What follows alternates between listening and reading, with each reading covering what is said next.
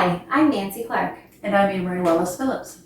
We're the Hospice and Bereavement Coordinators for VO in Oxford, and this is Morning Chats with Anne-Marie and Nancy. Cheers.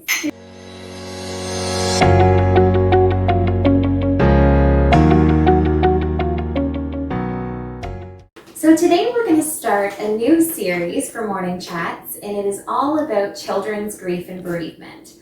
So we've got lots of great topics over the next few weeks. And the first one we're going to tackle today are common misconceptions about children and grief.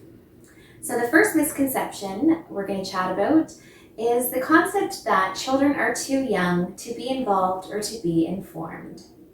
So we see this a lot with parents we encounter, that they avoid talking to children about illness or the impending death for a couple of reasons.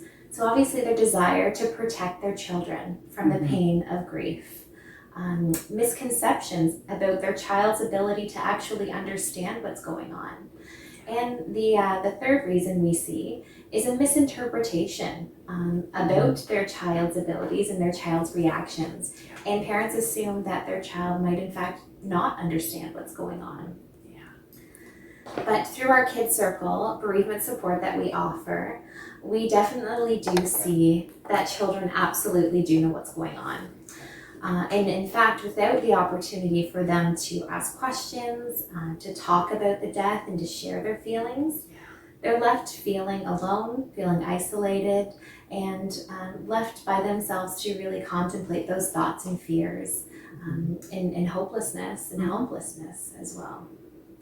So we find that children can definitely benefit from taking on more of a caretaking role, so being a helping hand during the time when their loved one is at end of life. This can be helping prepare snacks, prepare dinner, or helping to create things. It allows them to feel engaged and to really make that connection with the person who is dying. And so something that we do in Kids Circle, we love to craft and to make things. And this is definitely something children can do before the passing of their loved one. So making things like memory boxes, photo albums, video diaries, can provide them with a tangible, special item. And it can help facilitate that connection and allow it to occur after their loved one has died. Right. It could be as simple as the child drawing a picture, doing a few sentences on their loved one, and if the death has not occurred, having those pictures at the funeral, maybe in the coffin with their loved one, or on display, goes a long way. Right. Yeah. We're going to talk about now another myth: that children are fine, children are resilient. Yes, some children are very resilient and safely cope with their grief with very little outside help. However, not every child has the innate ability to cope with difficult situations and naturally bounce back from a loss. Even the most resilient children experience hardship and distress. So we find, and the evidence suggests, that grieving children can benefit from trusting relationships. These are the trusting relationships between a parent, caregiver, grandparents, extended family, even their school and their friends. Socio-emotional support. This is one thing in our Kids Circle that I think we do very, very well. We provide the children with social support and emotional support. And they also benefit from being able to have opportunities to build their self-esteem and learn new skills that promote healthy coping and communication. And in our Kids Circle, having the chance to talking about social and emotional support, be around other kids who are going through a similar experience, who've also had a loss and might not feel that they fit in at school or with the regular group of friends. It's really such a great opportunity for them to connect. Absolutely. And the third misconception we're going to chat about today is the idea that support should only come from the child's primary caregivers and not from outside sources. So as we all understand, when someone is dying, changes within the family absolutely occur.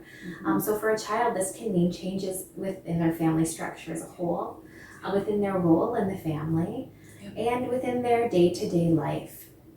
They face many major disruptions to their routines, including eating breakfast and dinner, what their bedtime routine might look like. They may not be receiving the same level of support to complete homework. And even the person who might be picking them up from school or babysitting them in the evening, it might not be mom or dad, it might be a different relative or another caregiver that they're not used to.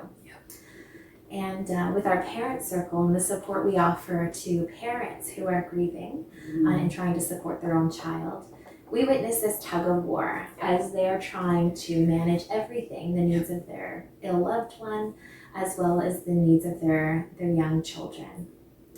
So although parents are ideally the best source of support for children, outside support may be necessary at times. So for parents, allowing yourself to accept that support of other people, of agencies who can help, other caregivers, teachers, to be involved in that.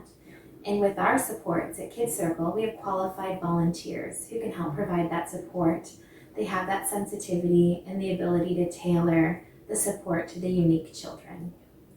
And if you're watching this and you are caregiving, supporting a child who is grieving, or a child who is going to be facing a pending death of a loved one, Nancy and I have an extreme list of resources, books, websites that are available that we'd be more than happy to send out.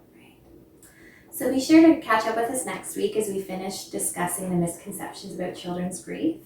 And be sure to follow us on our YouTube channel to catch up on any of our previous morning chat videos. And for any further information, don't hesitate to call us or email or visit voinoxford.ca. Thank you. Thanks.